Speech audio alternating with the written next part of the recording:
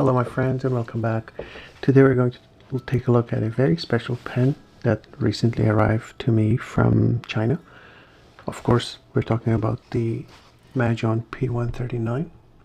This was released several months ago actually, but what I was interested in was the one with a number 8 nib, and all that they have on the AliExpress is number 6 nib, and it seems like number 8 nib was in a lot of demand, so the supply was kind of tight. I kept checking AliExpress every now and again, but finally one day I got a message from one of my good friends, actually my YouTube friends, that told me that hey, it's in stock, so go get it. There we go. So I went immediately and ordered both of these. They come in two colors, this kind of snow frost white, and it also comes in an orange color, which I still have in the box. We're going to take a look. The pen comes very securely wrapped in a bubble wrap as usual from Chinese manufacturers, and inside that we get this usual Majohn box, and opening the box leads you to the pen, very nicely secured. It's not as cushiony as the As-Fine pens are. It's nicely protected with a plastic wrapping. It's not sealed, so you take it out of the wrap and it looks like it's nicely polished. There's not a lot of scratches, there's no dents, and it looks beautiful. It looks like a copy almost of the Montblanc Hemingway or one of the Delta Dolce Vitas, I think. I don't have a Delta Dolce Vita, but I do have a Delta Monte Petra, which is, I mean, it's pretty close, right? The Monte Petra is a little bit longer and the cap is maybe thicker, I'm not sure, but also a very beautiful pen. They have done a very remarkable job of crafting this pen, and we're going to take a look at this. Taking the cap off takes 1, 2, just about 2 turns. The cap has, it seems like metal ring here. There's 2 rings. These will likely protect the cap in case of an accidental fall.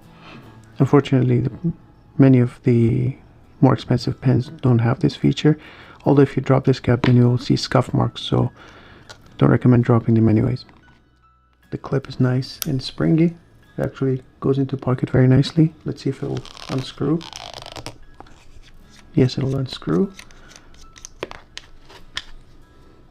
Very nice and easy to unscrew, and I don't know why you would do that, but just for demonstration purposes. That brings us to the nib. These are marketed in 2 nib sizes on AliExpress, the medium and the fine. I was looking for extra fine, but I guess they don't have that option. So we have a fine nib here, and also my other pen is also a fine. I don't write with medium nibs that much anymore. So these nibs, to get the sense of how big they are, you would have to compare them to a similar size nib from rival manufacturers, say Montblanc. You can see it very much holds its own. It's a little bit actually wider, I would say, than the 149 overall,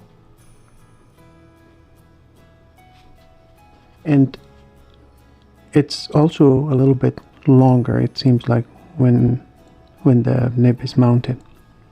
So from the nib section to the end of the pen to the tip, it's a little bit longer than the 149 is. Very interesting. We're going to compare the writing experience with 2 of these as well. So that's the nib. It is marked with an F for fine, I imagine.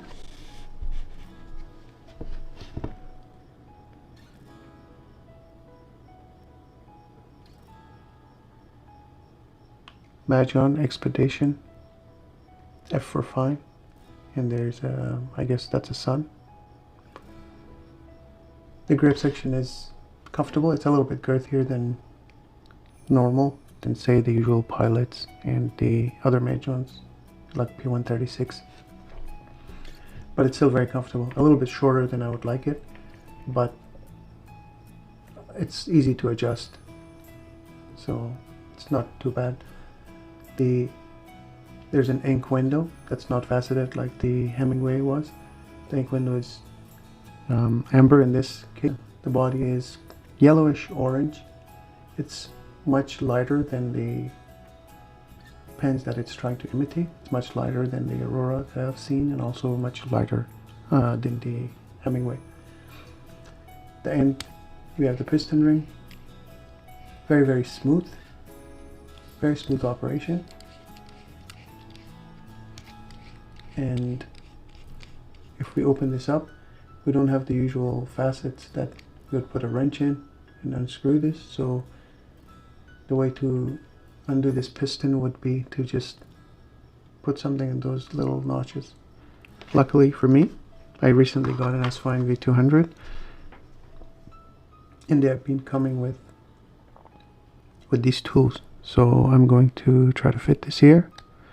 The one tip I always give is, if you're doing this, unscrewing pistons, make sure once you put the tool in the grooves, screw this all the way in so that the tool is kind of trapped.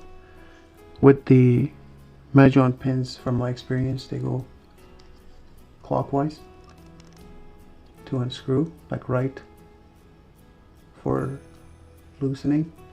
It's the counterintuitive, actually. I don't know why they did that, but I'm fine with it. So it's all the way unscrewed. I'm gonna just pull this. That's the piston mechanism.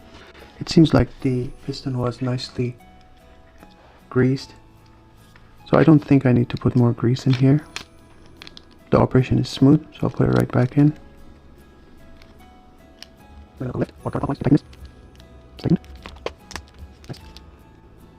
So there's the pen. The weight of the pen is kind of hefty, so it doesn't feel like cheap plastic. It actually feels like one of the more expensive Mont Blanc pens. They're actually, I think, trying to imitate the Mont Blanc Hemingway weight. If you hold one of those in hand, this will be very familiar.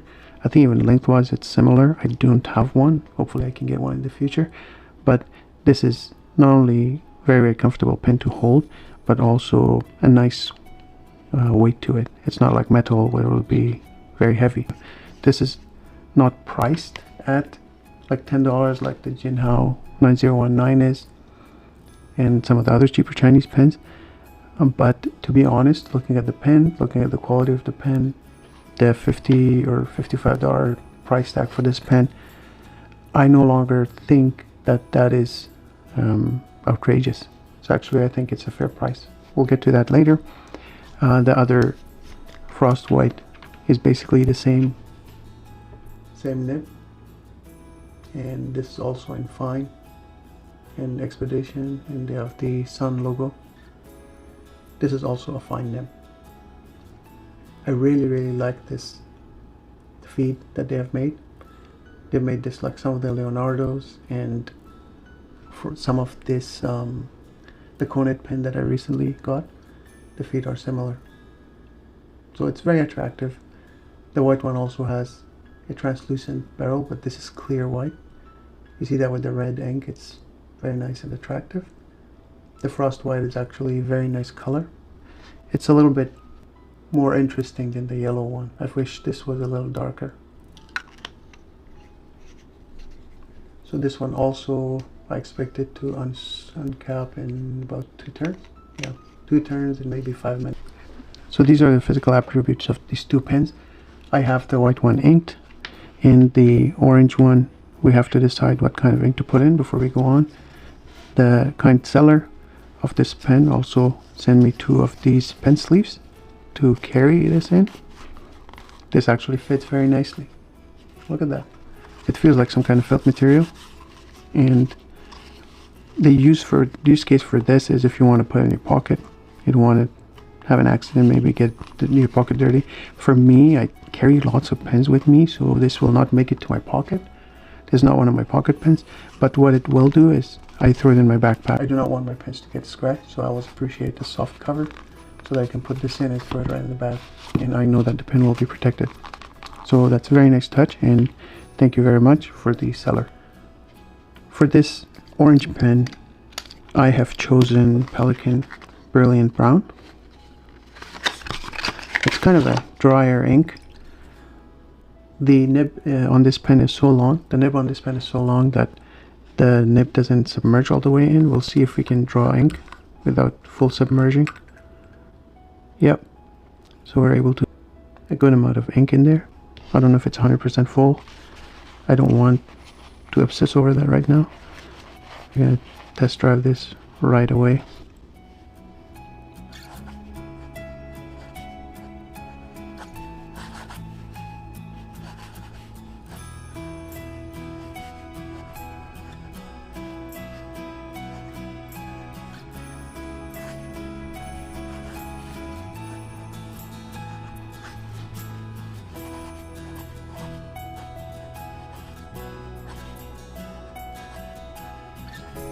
There's no H.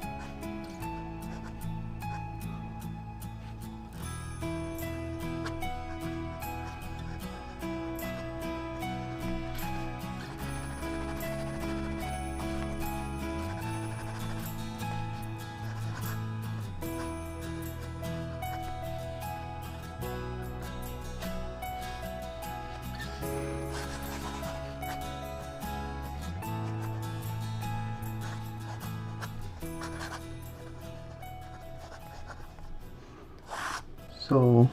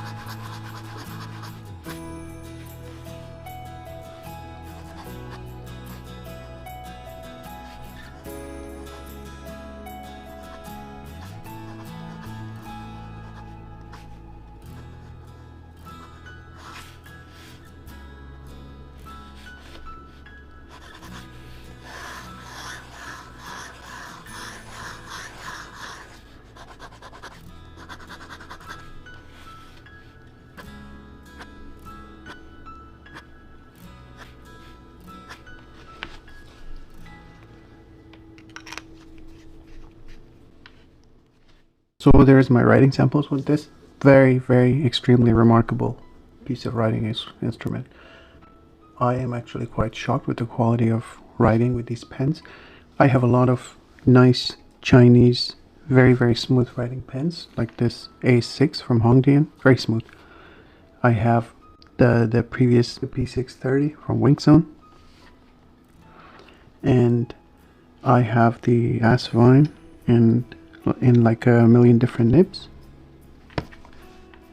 They're all very nice writers, but I've never, and then also I have the Jinhao 9019s and 9016, which is very smooth writers in their own rights, but I've never encountered a Chinese pen that I felt was kind of like edging towards the quality of a Pilot Custom Urushi. So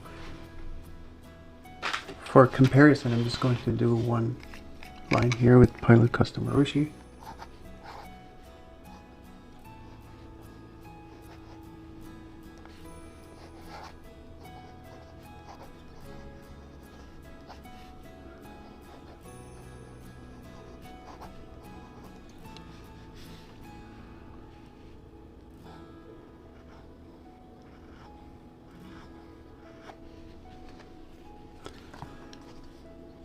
So there's nothing that truly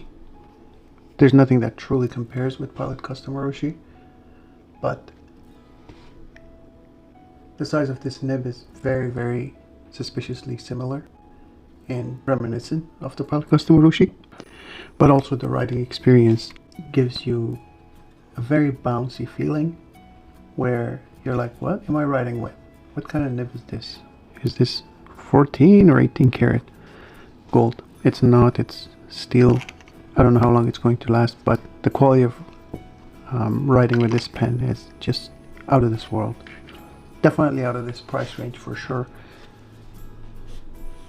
The Majohn pen size-wise is a lot smaller than the Custom Urushi, and if we compare it to even the P630 from Wingsun, it's a little bit shorter but a little more stubby, and comparing it to the very commonly loved Custom 823 and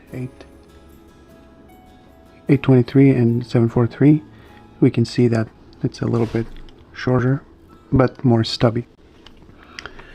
So overall, this with all the pens that I've examined this year, from Jinhao to Majohn to Wingsun, the Jinhaos are very nice writers, but I don't think that they really compare favorably with the P139. I definitely endorse these. I really like them. The writing experience is lovely and formidable for the price range. One thing I can tell you for sure is that this number 8 steel nib writes and performs, in my experience in the past couple of days, at least as well, if not better, as some of the pens that cost several times its price. Nothing against these pens, they write just fine, but I just want you to know that the Majohn writes that nicely. And if you know me in my channel, if you follow me, you would know that I don't just leave these pens as is. What I like to do with these pens is that I really like putting my favorite nibs on them, and some of my most favorite nibs are the Montblanc 149s. That's why I like the number 8 size nibs pens, which allows me to put this in, and that includes the Wingsun P630. So what I would like to do right now, actually, I'll see if it works. Does it blend? That's the question. Oh no. So we'll see if it will blend. This nib seems slotted, so we're just going to find the groove. The nib I have here is a Montblanc 149 modern nib, ground to an extra fine by myself. This is one of the first nibs that I grinded. So I want to see how this nib will perform in this pen and if it fits. Yay. There we go. Fits just fine. Looks good. Now it looks really like a Hemingway pen. Let's post it for this writing experience. The pen posts just fine, and it doesn't seem like it turns the piston when you post it. Yeah, so it's good.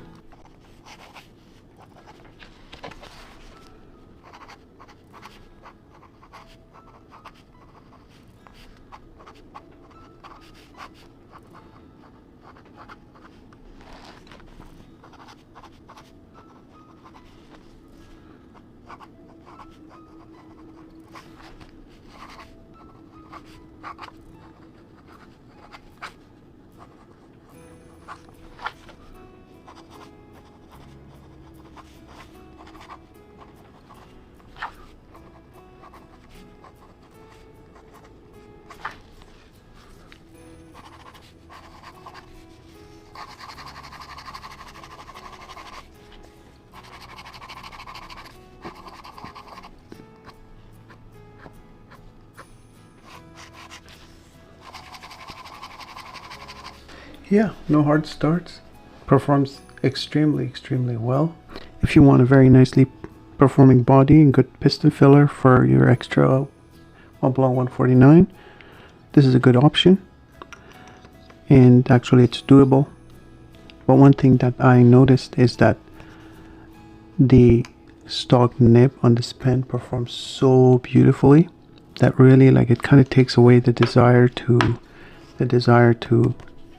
swap the nib. So I might just want to keep this Majohn nib for another pen, which it came from. It was donated by this Majohn P630. So you tell me, should I keep the Majohn 149 nib on here? It is, of course, glorious. It's very smooth, and this is to my liking because I ground this nib, and I made sure it is just enough feedback.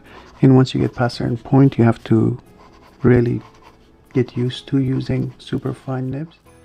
So who I would recommend this to? Everyone that's a fountain pen enthusiast that is not against writing with Chinese pens. I know there's some of us that think that these are stolen ideas, and we're not going to support stolen ideas. From purely a fountain pen enthusiast standpoint, I cannot recommend these pens enough. I know that we're coming very close to the school starting season. Generally, we see a lot of videos around this time of the year on best top 5 whatever fountain pens for new school year. I'm not going to make a video like that, but I'm just going to give you my top 2 pens right now, and these two. This one is the Majohn P136, and I have the Jinhao 9016, and this one is super smooth writer as well. This nib I try to achieve close to Pilot Extra Fine, and this is the Jinhao 9016. Very smooth, extra fine. If you get this in medium, it's also very smooth, and if you get this in fine, it's also very smooth, but it's not that fine. The fine nibs on Jinhao 9016 and 9019 are actually like medium. So these are my top 2 pen recommendations for new school year. A tank of ink here. Just put 2 different colors, call it a day. I hope that you find this informative, maybe a little bit entertaining, and if you have any questions, please do let me know. I'll try to answer them in a timely fashion, and I hope to hear from you. What do you think about these? And hope that see you in the next video. Goodbye.